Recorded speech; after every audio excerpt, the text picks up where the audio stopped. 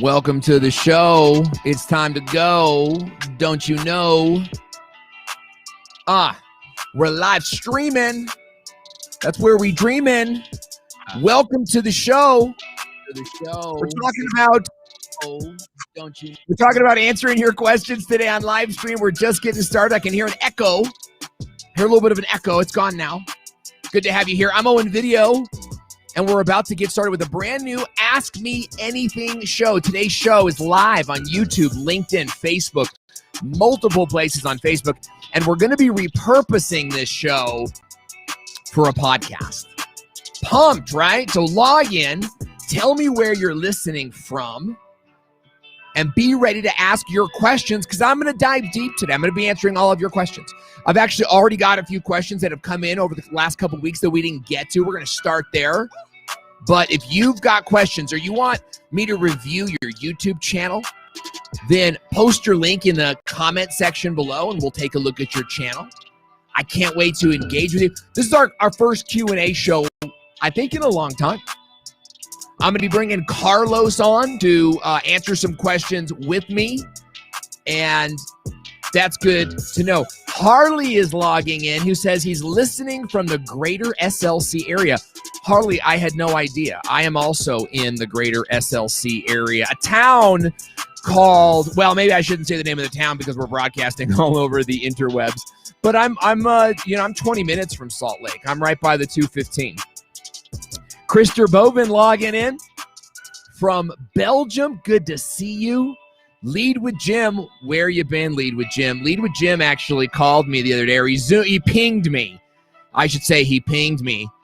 And he was just like, hey, man, just kind of checking. He's a very accountable person. So he's checking in. He's like, hey, I just want to stay accountable to you. And then I go, before you get into all that, Lead with Jim, where the heck were you on last Monday's show? I notice when you're not here. And we're glad to have you here. He's in Orlando right now. No sugarcoating with Alexia is watching from France. I love it. It's a global audience, global appeal. Penrod Media coming out from Louisiana. I've been to Louisiana. Traveling through. Been to a few states in the South. I've really, by way of conferences and whatnot, had a chance to visit so many parts of America and the world. And it's always great to get out there. We got a good show today. We're going to be answering your questions. And so I want you to ask me questions in the comment section right now about live streaming, about Restream as a broadcast software, about YouTube, about getting leads, about growing a funnel, about what ads you should make, about what you should write in your Facebook posting copy. I know that you guys have questions every day, and it's kind of like when you're on the air, maybe you're listening passively and you're just looking to learn, and that's cool.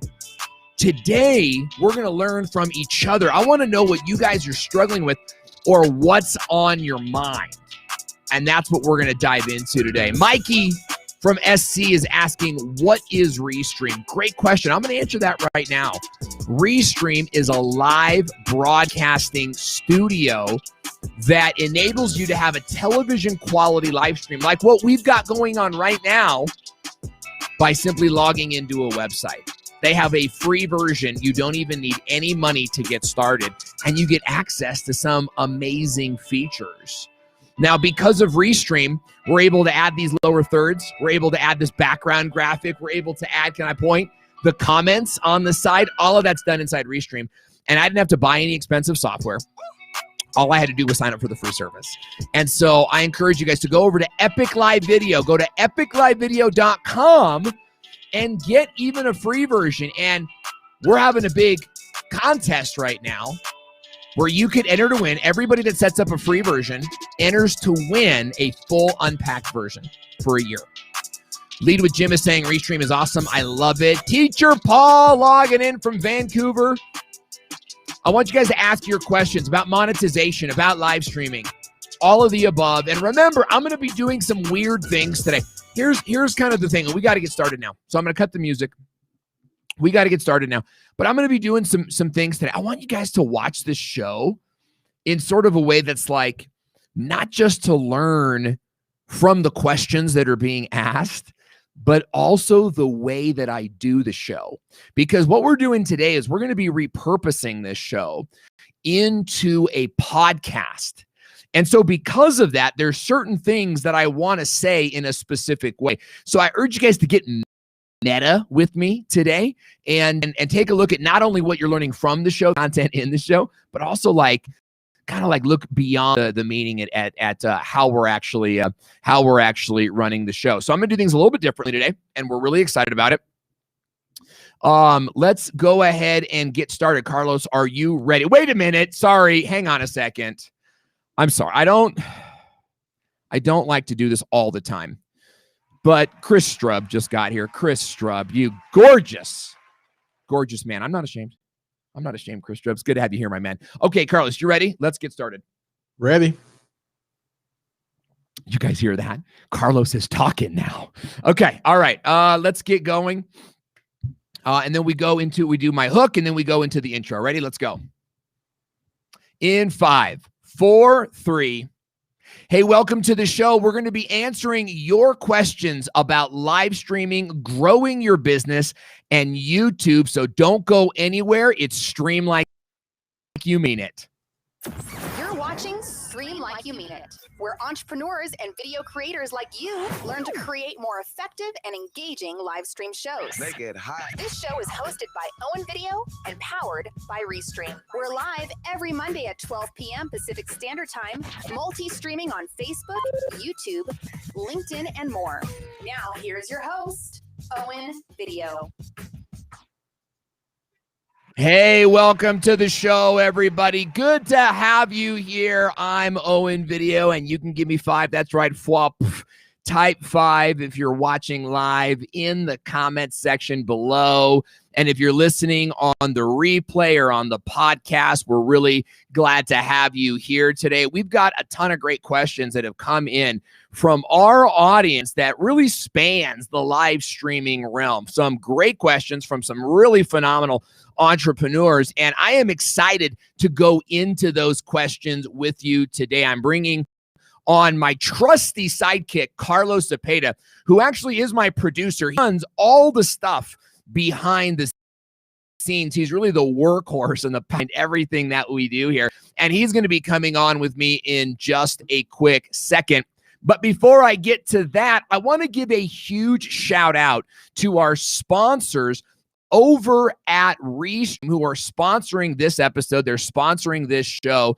And what Restream is a live broadcasting studio that gives you all the power of a television studio right on your website. You can get the free version over at epiclivevideo.com. And when you do, if you do that now, you're going to be entered into a drawing to win a fully unpacked, unmatched powerhouse version of the Restream software, which is yours to keep. And you get entered into that drawing simply by clicking on Epic Live Video. Visit the website, start your free version right now today. And if you're not new to Restream, if you're already using Restream, let me hear from you in the chat area right now, because there's some brand new features coming out that I want to make you aware of. Let's go through them because you don't want to miss this. This is some really incredible features. Guys, first of all, they've just launched an RTMP source. What does that mean? It means that if you're using OBS Studio, or if you're using Zoom, or if you're using vMix like I am right now, right? Like check it out, like boom. Oh yeah, of course. Like Owen, press that button, Owen. Good job. Good job. The world's leading video expert. Okay, so check it out. I've got 2 cameras connected right now, but I can also, boom, go to a screen share, and all of that is possible because of this brand new RTMP connection. And that's brand new. It's another reason why you should be using Restream. Now, check it out. They also have this brand new feature called the chat overlay, and you guys can see that right now. You can see that right now in the comment area if you're watching this live. So another great feature that is out now on Restream. But let me just share with you something right now. It's true. It deserves a triumphant charge. Restream has now added an MP3 audio-only download feature. So when the show is over, it's going to be like, do you want the MP4 download? Do you want the MP3 download? And what does that mean, y'all? It means that you can be creating podcasts from your live streams. So big. So we're really excited to announce that. That's available for all of our users. We have a new option to go full screen in studio. That's a great new feature. We'll talk more about that later. But I also love this. I can see now, this is my favorite part of it, honestly, because I can see now they'll put a little Facebook icon next to your comment when you comment. So like I know who's watching on Facebook and who's watching on YouTube, and I know who's leaving. I know. There's also a private feature that's like, like Lead with Jim just logged off to go grab a donut. And when they play that, let me tell you something. Listen to me. I'm gonna get Judge Judy on you, Jim. Don't go anywhere. Don't go anywhere. Okay. So you guys are pumped up about Restream, and I really hope that you go down there and check out a free trial. Let's jump in to our first questions for today. And we already had a few that came in. I just need to open up my chat so I can see them. First question that we have, it's an oldie but a goodie, is how long should my live stream be? That is a really good question. So, here's the thing about creating videos. You have to consider the platform is the biggest part of that. Where are you uploading to? And where are you restreaming to? Because you could go live on Facebook and then repurpose that into a YouTube video. And what that does is you want to be thinking about, like, on Facebook, how long should it be? Or like, how long should the live stream be? And then what type of repurposed video am I trying to get from that? Or where else do I want to use the content? Okay. So I want you to always consider the platform that you're uploading to. And again, you might be restreaming on one platform, but then you're going to repurpose and upload to another. That being said, I like to shoot for 60-minute live streams because it's like a show. It is like a show. I think that a 30-minute is also very appropriate. I wouldn't do anything less than that. I really would, unless it's going to be a mobile live stream. If you're going to do a mobile live stream, that's like wing it. My good friend Luria calls those life streams. You're like out in the park with the puppies, and you want to. And by the way, that was a live stream that I did, and it went really. I just said, hey, I'm taking a break, and you should take a break too, right? We should all be taking care of ourselves so that we can serve our clients and our audience for years to come. But what I want you to do is, like, dude, it can be 7 minutes, 5 minutes. Hey, I'm at the jewelry store, I'm doing whatever. But then your live stream show should be 30 minutes, hour, or my good buddy Nick Nimmin does like 4 hours a week. And I love that. Okay, Brendan Sparks is saying, my weekly channel reviews are usually 2 to 3 hours. Brendan, we should partner on something. I would love to do some content with you. I think that that's acceptable, but that's also a huge commitment. And so I don't want everybody out there going like 3 hours. That's a lot. I want you to be in a place where it's like 30 minutes or an hour, because that's what people are used to, right? It's like a sitcom or it's like a drama. It's a 30-minute show or it's an hour show. And by the way, if you're watching any cool shows, let me know about it in the comment section. I need some new shows. Okay, so that's how long your live streams should be. And it might take a while to build up to that. We recommend using an ROS to help you fill out the time, and you can get myrostemplate.com. That's right. Go get myrostemplate.com is the name of the website. I'm bringing on someone who is amazing, someone who's very special to me, and I want to introduce you to him right now. Ladies and gentlemen, I am bringing on my co-host for the day, my partner in crime, my producer. Ladies and gentlemen, give it up for Carlos Zepeda of Zepeda Media is coming on board. And he's going to jump in and help me answer some of these questions right now. Carlos, how you doing? I'm doing great. I was trying to reach for the button that's clapping and cheering, but I guess I don't have that one. I have this one. Easy, pal. Let me. Oh, no, that's what I want to come into. Well, because your audio started with a little bit of lag, I think that would be like appropriate, unfortunately. But that's not, I'm not here to mock you. I'm here to talk with you. There it is. There it is, everybody. Give it up for Carlos in the comment section. Carlos, tell everybody a little bit about what you do, and so that there's some sort of like street cred that we can, apply to you right now. Yeah, buddy. So I run Owen Video's channels. I'm his channel manager. Basically, he records, he hands me the video, and then take it from beginning to end, through the editing process, keyword research process, and everything else, and up to uploading it. So everything from beginning to end. And then from here with the show, coming up with concepts. I get with Owen, come up with different concepts and different titles for the show, and put everything else together. All the different elements, audio bites, everything else in between. So yeah, I've been doing this for a while and super excited. Love YouTube, and I'm always popping on different live streams and just commenting and learning from other creators. So yeah, I saw that you were on Joe Henkel's show, and he's an up-and-coming creator and coach, and he's a good friend of the company. We're glad to see him, just coming up and rising. So Carlos, if you don't mind, put the questions up on screen, and then help me answer some of these questions, and we can kind of talk with you guys about growing your live streams, monetizing your live streams, and otherwise, becoming more professional with your live streams. Ask your questions. We are here for you today. And I think we already have some pre-runs we got questions coming up the thing. So Carlos, how about you? I want you read them. I want to address this one about removing a comment and promoting affiliate links from your live stream. If you're using Restream, you can not only remove the comment away from here, but you can also remove it from the chat. Like if I click the button, everything from the chat will disappear.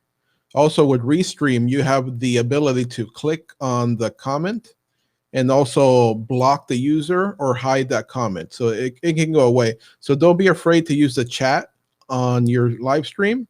Just know that you have the ability to just remove it away and block the person from the comments. Yeah, so the question is, if somebody's posting affiliate links in your comment section, when you're going live, you should be, if you're live streaming on YouTube, just directly to YouTube, Carlos is right. You could block it from Restream, but you can also actually block it on YouTube as well. And I think that's important to know. Those same features that are on YouTube are like linked into Restream. So it's like having this one centered place. But here's the bigger philosophy too: is that your live stream is like your building. Like this is your thing. It's your building downtown. It's your building on Main Street, and nobody else has the right to spray paint or to defame your building.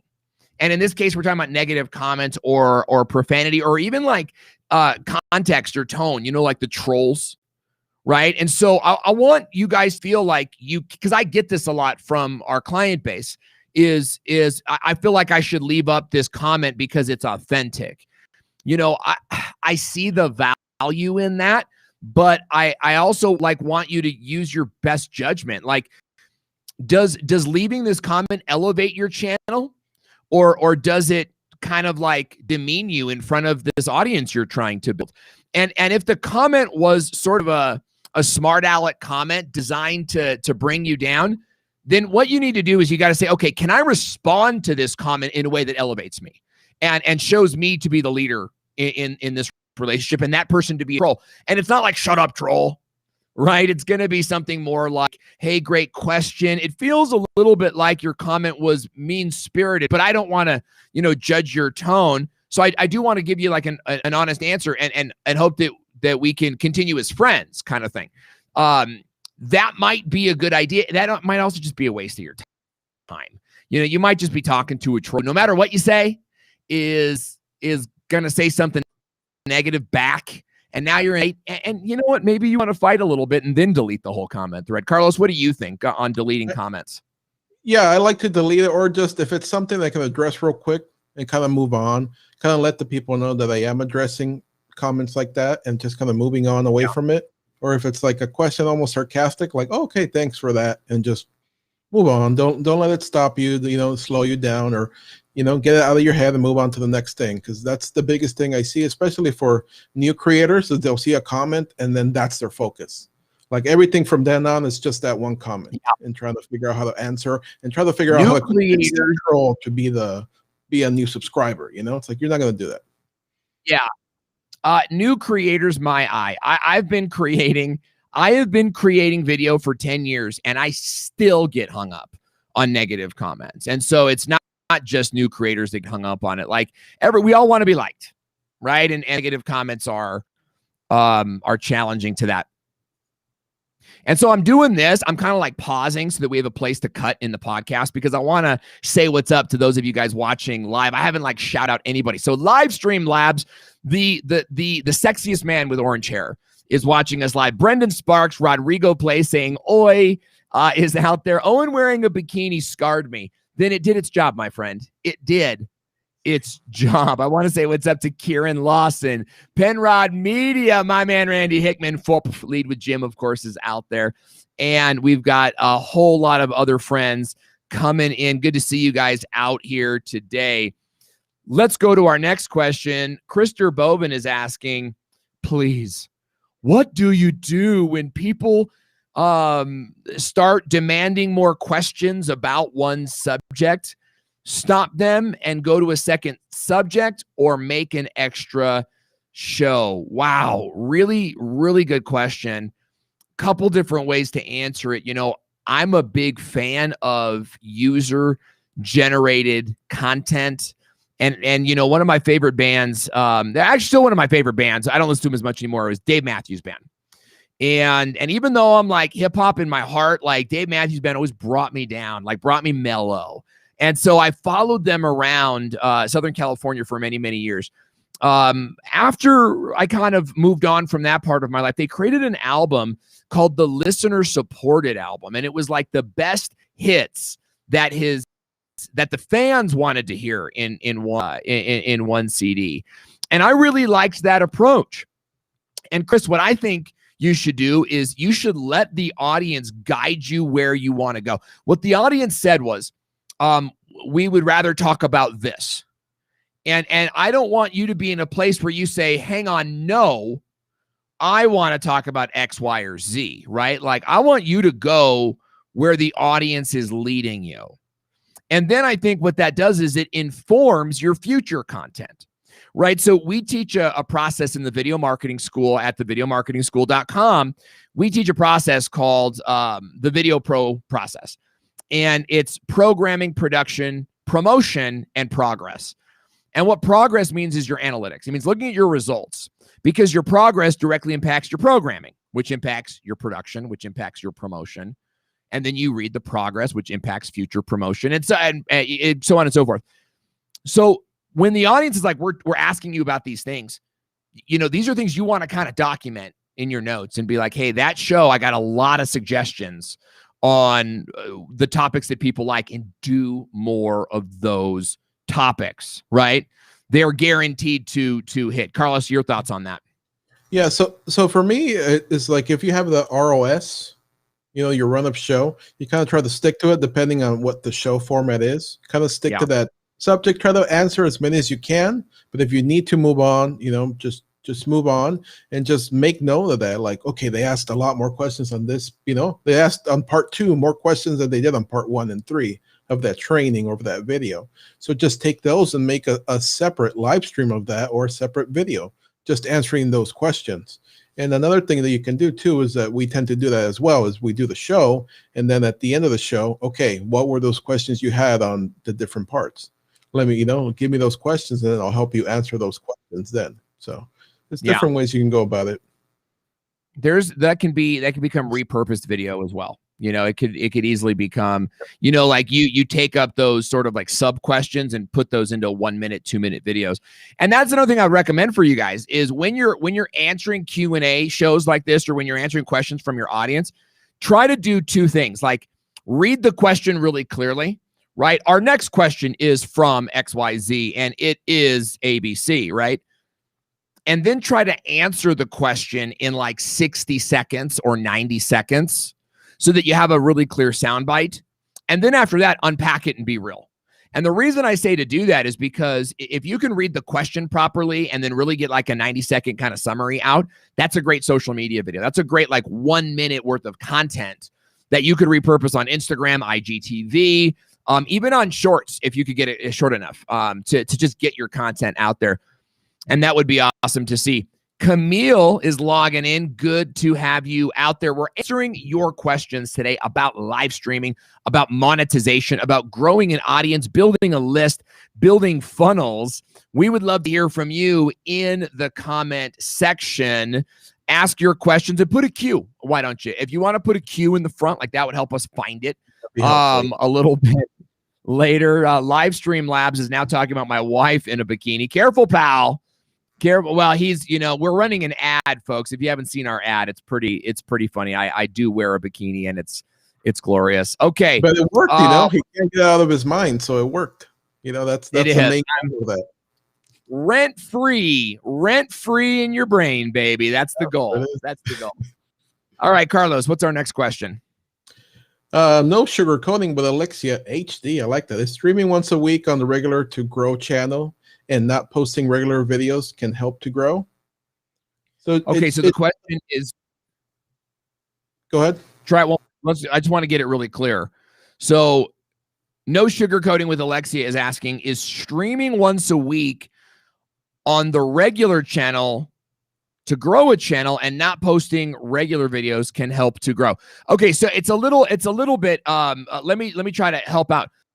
I think you're asking about, is streaming once a week on a regular channel going to help grow the channel if I'm not posting regular videos? Here's the thing about that is on YouTube, successful live stream only channels, usually 99% of the time, they're only successful because the creator came to the table with pre-existing celebrity. Okay, so like Logan Paul's live stream is successful on YouTube, but Logan Paul was successful on YouTube far before he started the live stream.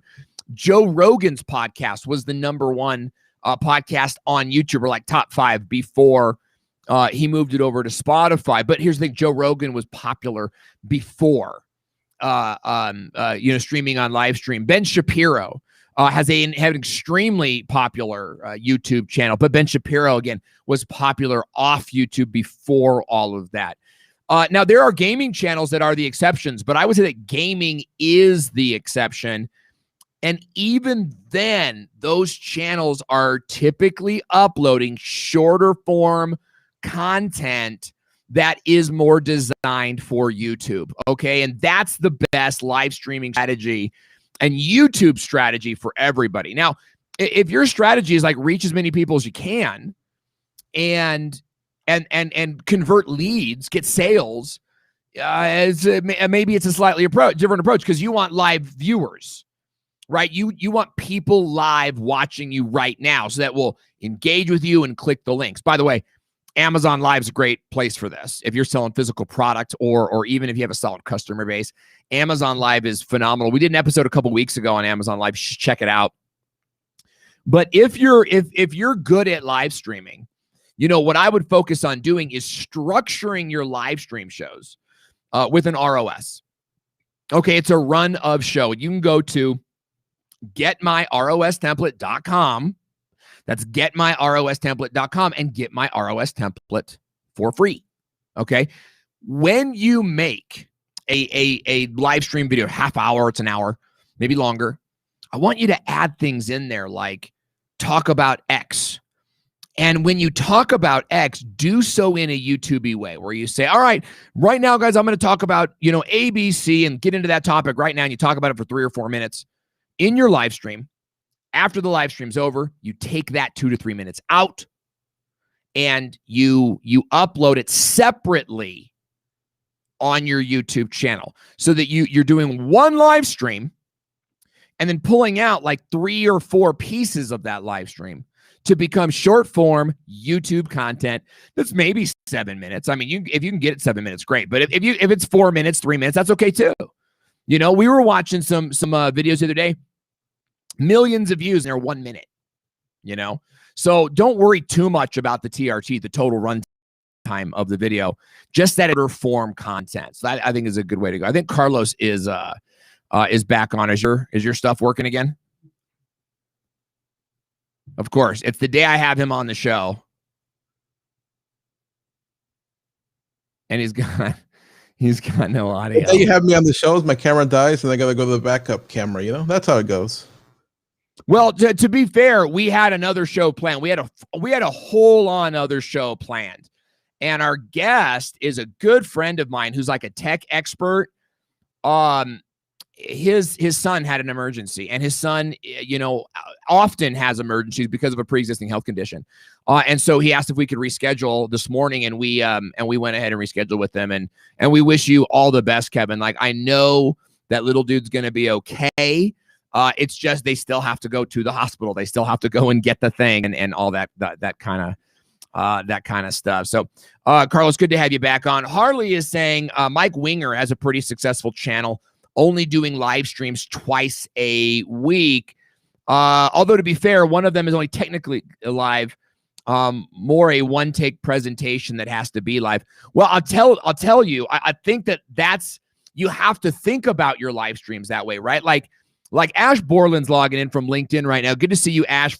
I'm excited to do his podcast coming up. The thing about going live is that there's more than one way to go live, right? There's, for example, Chris P. Giles is logging in right now. Chris is an Amazon live streamer, also does, YouTube stuff. The way you go live on Amazon Live is slightly different than when you go live, in a news reporting format. So maybe you're going to go live once a week to kind of like talk about the news of your industry. I really like that. But maybe you're going to go live to do a webinar. And here's the thing, guys, like, why not do webinars? Why is everybody trying to put like a name and email on their webinars? Meaning someone has to like opt in, run ads, do freaking webinars every week. Oh, and you should take your own advice, Well, I will. But here's the thing, guys. I have a sales team. Now I'm bragging. I don't mean to brag. I don't know why I'm using the second voice. My point is to say, and why aren't you doing webinars every week? There was a time when we did, and we got so big that our sales model changed. And so, those are things you got to think about, right? Like, what is my objective live streaming? Is it to get sales, to grow the audience? Is it to sell Amazon product, right? Like, the goal of this show today was we were going to do a tech show today. The goal of the show was to drive traffic to Amazon product pages. Now, on top of that, we have a goal that's like entertain the audience, get engagement. Like, we haven't hit 100 comments yet. I know, because Restream tells me. And that's a goal every show, is how fast do we hit 100 comments? So guys, leave your comments and let us know you love us if you're watching us on the web. But my point is that we want those things, of course, part of the ROS. It's part of the weekly structure of doing a live. Even if I did a webinar, I would want comments, right? But based on the goals of the show, we have a different perspective. Carlos, your thoughts? Well, I was going to say that's helpful too, having something like that. Like, if he's doing a webinar, obviously it'll be a little bit more successful because people will keep coming back. When you do webinars like that, it's like there's an initial rush, and then people keep coming back to that. Oh, let me see what I missed out on that webinar. Oh, I forgot that certain part of that webinar. People do that with our live streams. It's like, that was such great information.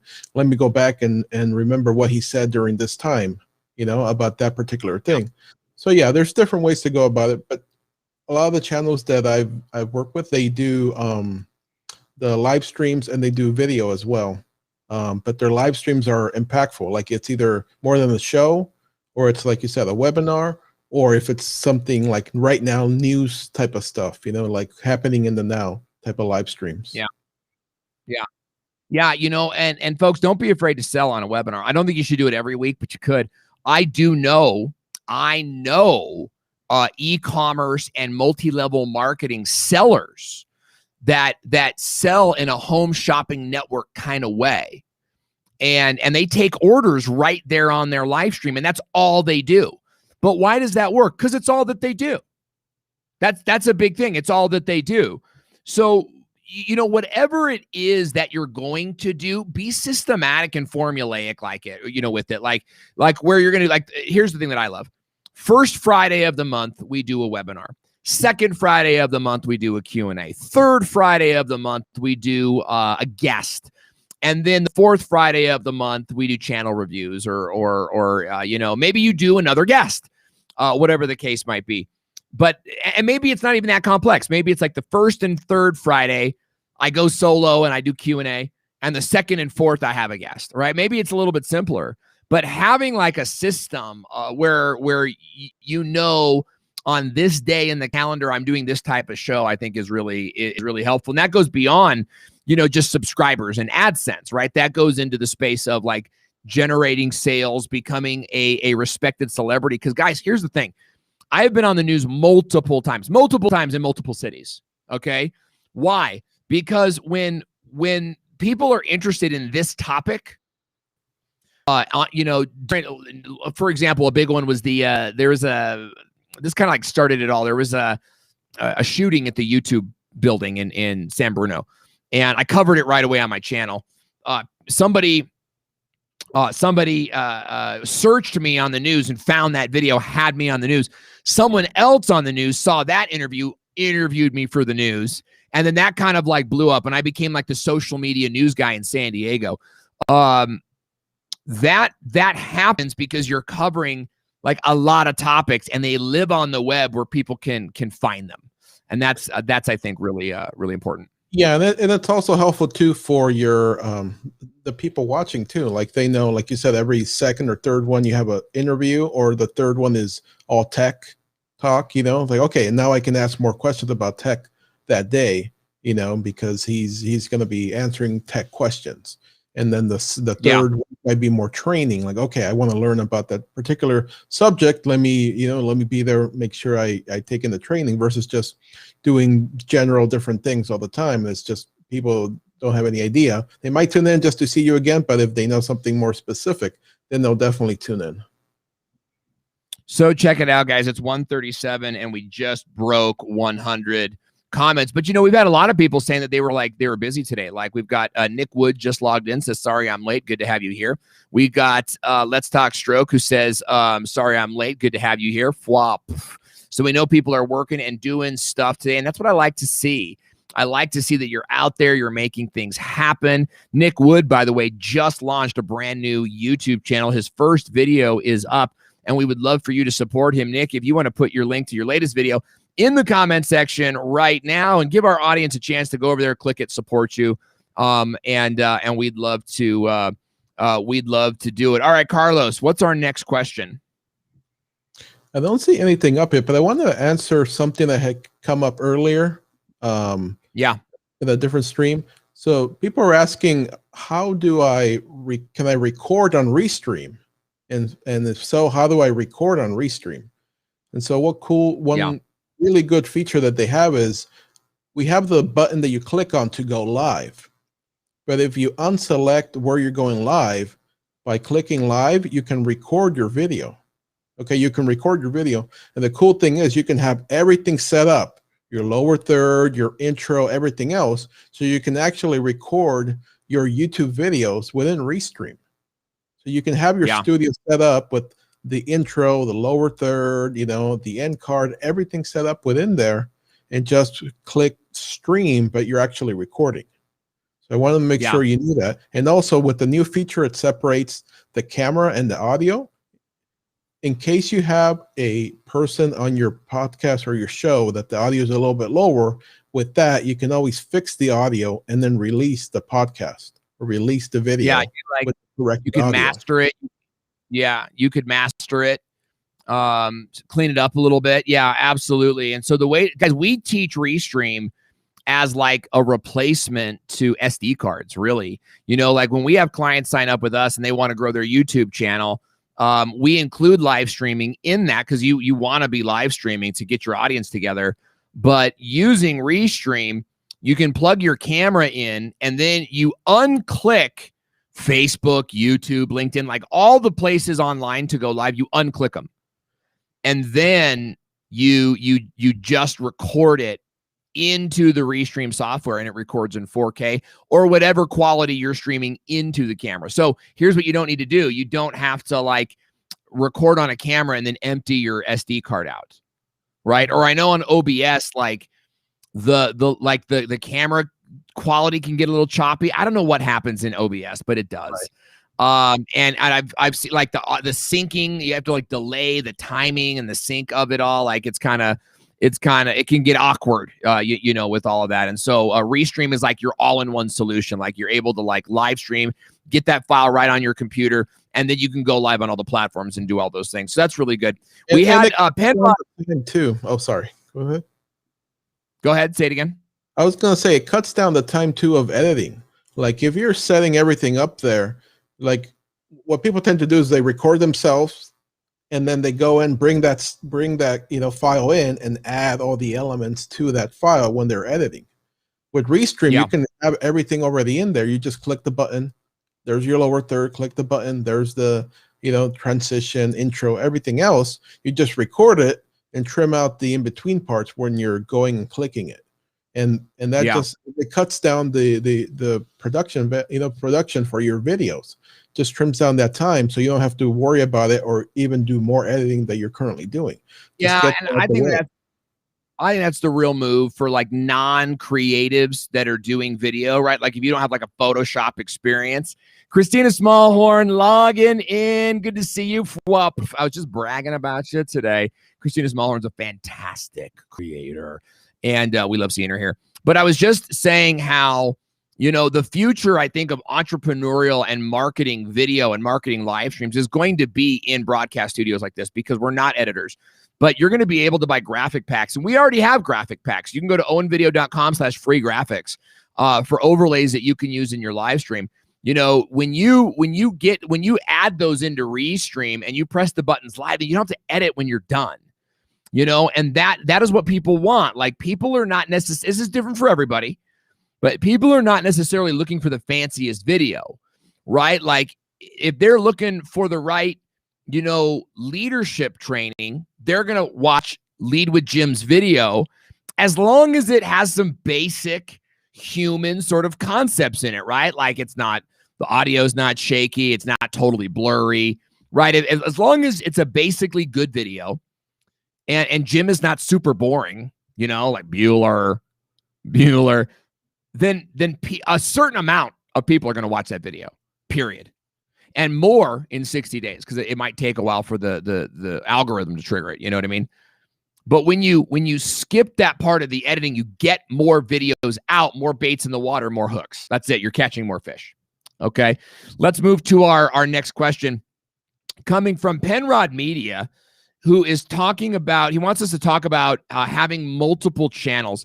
How does that affect the monetization, or do you have a separate account for each channel? Yeah, let's break that down. First of all, every channel that you have has an AdSense account. Okay, so you'd have multiple AdSense accounts / multiple YouTube channels. And AdSense, for those of you that don't know, is the monetization mechanism on YouTube. Pays creators based on the amount of views that your video is getting, where an ad was watched to some percentage in front of, in the middle of, or at the end of your video. So when you have multiple channels, yeah, it's like having multiple businesses. And the thing you have to remember about that is that, you know, a channel on YouTube is an audience magnet. That's what it is. And too many of you are struggling to create content that reaches a specific audience. And Christina, maybe you could back me up on this, because I know Christina has gone through this incredible transition of finding audience and the virality that happens. But here's the basic idea is that your audience is this large affinity group. So you might have a channel, like, let's just use me as an example. I have a family comedy channel that we just started, okay? I have an Alexa channel that we just started that one too. And I have, of course, the Owen Video YouTube coaching channel. Now, on the Owen Video YouTube coaching channel, we already make some AdSense. We generate way more money with brand deals and with generating leads.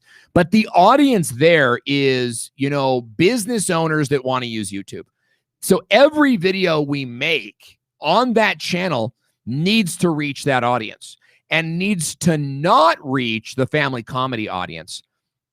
That being said, it's okay for me to be comedic, right? I can be funny in those videos as long as I'm still, at the end of the day, appealing to those business owners. Right? Now, on the Amazon Alexa channel, my goal is to reach techie dads. Again, I can use elements of comedy, and I do. but it's all about Amazon Alexa, not Google Home, not Siri, it's about Amazon Alexa, and it's really for dudes. Like it's my Saturday morning like joy. That's I hope will be other dads' Saturday morning joys, like cheats. I'm gonna go watch Owen Video's Amazon Alexa channel. Then I got then I have the family friendly channel, the family comedy channel. It's all shorts. It's all family comedies, right? But again, those are 3 separate audiences that we're reaching. And for us, there's bigger potential in family comedy in the Amazon Alexa, right? Because in the Amazon Alexa channel, not only will we get AdSense, I think I'll get to 100,000 subscribers on that channel faster than I will on the Owen Video channel. But I also have affiliate links. We sell all sorts of stuff on that channel, okay? Family comedy channel is going to be more about brand deals. And so when you talk about your monetization, you know, you're talking about the audience. What's the best way to monetize that audience? How do you monetize a channel about YouTube coaching? If you're coaching YouTube, well, it's to get people into a private program or brand deals. Brand deals I never saw coming. When I started on YouTube, never was even in my mind. And then I learned about it by going to ClamorCon and going to Vid Summit and being part of these other conference scenarios, Video Marketing World. And I pursued them, you know, and that's the biggest, I think, mistake we make with monetization. If you're an entrepreneur and you have a channel that's like, you know, leadership with Jim is a great example, or hard-boiled teaching with Paul, I would dedicate a small percentage of time per week to find brand deals, to find a freaking whiteboard company, find an online learning center, find somebody who is also marketing a complementary product to your desired audience. They're not going to care so much about how many views you get, okay? They're going to be more interested in like how many videos they can get with you promoting them and making them look good, because they'll take those videos and they'll use them for a year in their social media. You know, they'll take those videos and use it to show investors at an investor meeting. And what you need to do as the creator is provide them with the opportunity. So Paul is saying, I got my first brand deal, a language app. I love it. That's what you need to be doing. All of you should be focusing on brands that you could be working with. And those brand products should be a complementary audience to your channel. And that's why and how your audience affects your monetization. So it's a great question. Carlos. I think also too, people like when you talk about brand deals and stuff like that, just start thinking about the products that you use. That's because good. A lot of the times people say, oh, I try to reach out to like GoPro. I try to reach out to like these, you know, Nike, unobtainable like brands. Like maybe, yeah, you'll get there. It's one of those things, but like, see what you're using right now. What software are you using? You know, what are we streaming with? Like all these different things. What you're using. Especially softwares that have free trials and free versions, because that's the small business owner crowd. They're called SaaS, guys. Software as a system, SaaS companies. SaaS companies are typically startups. They have a little bit of budget, but not much, and that makes you a perfect influencer for them. Nike will come to you. When Nike's ready for you, they'll come to you. You know what I mean? Or you're going to be paying somebody $30,000 a month to get you deals with Nike, because Nike's not interested in your tweets and you're tagging them in your little things. You know, you want to focus your energy on the companies, local companies even. I would look for real estate brokers as well for some of you. It's not right for everybody, but, you know, get creative with it, I think is. Yeah, the software that you're using, like what email system, what CRM, what, you know, what are you using with that? Are you using, you know, ClickFunnels, all these different things. Like what are you using right now in your business or in your live streams that, hey, let's reach out. And that way they could see you using them, because you already used them. It's not like you're just making up and said, yeah, I use your product. It's like, no, you're already using it. Yeah. So let's see who can do it. You know, even like look at lights or microphones. Like maybe it's not the name brand, but let's see who's the second, third, or fourth, you know, microphone. I love that. Yeah, look for generics, guys, and buy their products. You know what I mean? Like you might spend $70 on a product, but then you use it, you reach out to them. Like I'm talking with an app right now, an app that I use all the time, and check it out. It's actually a health app, and it's for a whole separate, it's for a client. We're building out a show for him, brand new creator, but this app has never done, they wrote me, they're like, we've never done a brand deal. What does that look like? And now I'm like, hey, it could be really simple. We're starting a brand new podcast. You can invest in it as a sponsor for cheap. We'll give you this huge packet that we wouldn't normally offer people, but because we're new, and part of the brand deal is you email it to your list. Like, it's not just on us to promote, you guys promote, that sort of thing. So Nick Wood is saying, I want a brand deal with Melon app. I don't know the app, but like, I think you're thinking in the right direction. What other questions do we have? I know I saw a couple come in there. I was going to say, and just reach out to them, just see, because sometimes brands have never thought about, like how Owen was saying, they never thought about doing this type of stuff. Like doing a brand deal with or sponsoring a channel or just having their logo or something within a live stream. Like maybe they never thought about that. So reach out to them and offer them different, like kind of like packages or different things you would do to promote their products or services, and and see what they say. Like I said, maybe they never thought about it. Now, oh, that seems like a good idea. Yeah, I feel like a big problem is that it's like you reach out to a brand and they say no, or they ghost you. That's just one check mark. Like, you only reached out to them once. Like, talk to me once you've pinged them 5 times. You reach out to them once, they ghosted you, reach out to them again. Reach out to them again. Make it a regular thing. And what I do is when they ghost me, is I act like they don't ghost me. I act like they responded with, cool, keep me posted on anything new. That's what I pretend. And so I'll write back and I'll be like, hey, just checking in with you. I know that you guys are busy, but blah, blah, blah, blah, blah, blah, blah, and I'll just try to re-engage them. Plus, I'm also tagging them on Twitter or Instagram. Like, it's not like the tag does it, but the tag in combination with the follow-ups find them on LinkedIn, these kind of things. Here's the thing. If you're a creator and you should be on LinkedIn, but your presence there should be more about, you're the CEO of your media company, and not so much like, hey, I'm a guy, I'm a woodworking channel, but like CEO of Woodworking Media, and I own a YouTube channel, and we're looking for to partner for unique opportunities to partner with, so that when you prospect the CEO, the director of marketing, right? Like the different levels of a company, be it director level or C level, like that's where you want to spend your time. You look professional to them. You know what I mean? They don't just see you as like a kid or as just like a dude live streaming. But they see you as like a professional sort of representative of your company. So Let's Talk Stroke is asking other questions. He says, one of my sponsors sent me their product and an iPad so I can promote them more. Can I use an iPad for another camera? Yeah, you can. And that's a really fantastic way to do it. Now, you're going to need, a variety of additional tools to make that happen. Like, you'll need to probably plug the laptop into your computer, but you may be able to use an app Reflector. In fact, I know you can use an app called Reflector. And what Reflector will do, you download it on your app, and then you download, on your iPad, and then you download it on your desktop, whether it's Mac or PC. And you turn it on, and they talk to each other. So your iPad will show up on your computer screen, and then inside of Restream, you just share that computer screen, right? You could even dial it in and show how much of it you want to show. And you could use that for other products as well. You could use that to do other things. So in this way, right, I'm not talking about screwing your brands ever. I never am talking about that. So if you guys ever think you hear me saying that, it's not what you heard, because you got to treat your brands with the utmost respect. But they gave it's your property now, right? So you could use that to go live every single week, whether you talk about their company or not. And I just want to clarify that, because I don't want you guys to think like, oh, I can only use it in so many ways, or whatever the case might be. They gave it to you, right? So now use this tool to get more brand deals. For example, company hired me, Fortune 200 company. They're a massive, multi-billion-dollar company.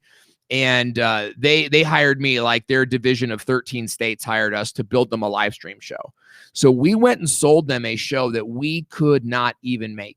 We couldn't even make it. They had to pay us before we could make that show. But that's what we did, is that we created the show we wanted to make and the tools we wanted to have. We got cameras. We got a new computer. We bought background sets. I bought this TV. I bought a ton of stuff because they hired us. And and they paid us the money, and I was able to go buy the things that we needed for the show.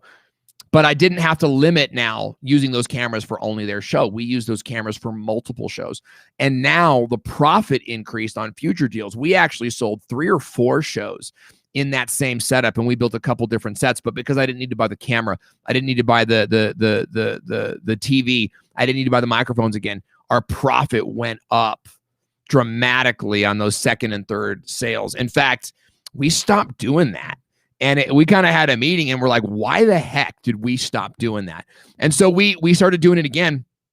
And we've already brought on, 3 clients now that are doing that? Because as soon as we just started saying yes and stopped turning them away, we put multiple numbers through our system, which is why I took most of last week off, because I could afford it. Okay, our next question is coming in from Chris Durbovin, who says, I think of a combination of my live shows, webinars by expert guests, and Q&A together with the expert guest. I am only a specialist in paintings. Okay, I get that. Now, Chris Durbovin does a painting show, an art show. But here's the thing. You're an expert in... And so when you're an expert in live streaming, you're an expert in everything, because you are made credible by the person standing next to you. That's it. Like, that's key, because that makes you infinitely wise, right? All you have to do is look at, what's his name? Jay Shetty. What's the other guy's name? It's a very successful businessy talk show. Lewis Howes is another. Like, all of these experts have other experts on the show. And so that is a phenomenal way to go. Like, I want you to be really careful with, I'm only a specialist in this. No, you are the gateway to everything people want to know about art and the art world.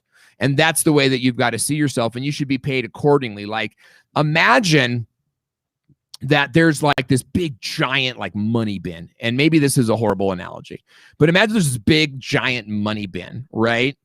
And there's no doorway in. That money has zero value, right? When you make a door costs $99 at Home Depot. You make a door, and all of a sudden that wealth becomes accessible to everyone, right? So Chris Durbovin, the most valuable part of a money storage container, it's not the money, it's the door leading you inside, okay? You are the door, and you should be, compensated as such. Yeah, Lead with Jim is saying Scrooge McDuck. I default to DuckTales and the Disney Afternoon. I don't know why, I default to 80s television shows too. Like, I grew up watching, TGIF. And so, like, when I think about TV show examples, I always sort of like go to that analogy right off the bat. I don't know why. You have to forgive me for it. Jim is saying, I am the door. Hallelujah. Chris Giles is saying, how many doors have you been buying to know that? Look, dude, if you've ever put in a doggy door, you've destroyed a door. If you've ever put in a doggy door, you've destroyed at least one door. I don't care how, maybe the finest woodworker could do it with precision, but dang, I have to buy another one. And, I was just at Home Depot the other day because I installed a Ring door light or doorbell on my door for the Amazon Alexa channel that we're building. And wires are exposed. So it's ugly, and I needed new paint to cover that up. But while I was there, I looked at doggy doors because I need one. It's springtime. My dog needs to go out. We're in a brand new house. And I looked at doggy doors, and I'm like, I'm going to ruin my door. So I went and looked at what other doors cost, and it's like $97. It's kind of what it is. So that's sort of the analogy. And it looks like we are out of time. We got one more question coming up from Chris Durbovin. Want to thank you for asking all your questions today, everybody. How can I use my iPhone as a second camera? I work now with my Logitech webcam and an Acer laptop. All right, so great question. There's a couple different ways that you could use your iPhone. The best way, I think, is to get the Reflector app. Okay, so go get the Reflector app, and what you'll do is you'll install the app on your desktop. You'll install the app on your phone. You'll turn them both on at the same time. There's a couple setup steps. You got to scan a QR code. but then your iPhone will appear on a screen, and then you can share that screen on your computer. Now, another way to do that is to use Zoom. And with Zoom, it's got an iPhone connection, so you can beam your Zoom, your phone onto your Zoom as well. It shows up a little bit different. There's a little bit more lag, but play with it both and see what you think will work best for you in the long run. Hey guys, it has been a pleasure being with you today, and I hope that you will join us again. Like this video, share it with your friends, subscribe on all the popular podcast platforms, and leave us a review if you like the video. We want to grow. We want to be around for a long time. Thanks to our sponsors at Restream, and thanks to you for making this show incredible. We'll see you next week.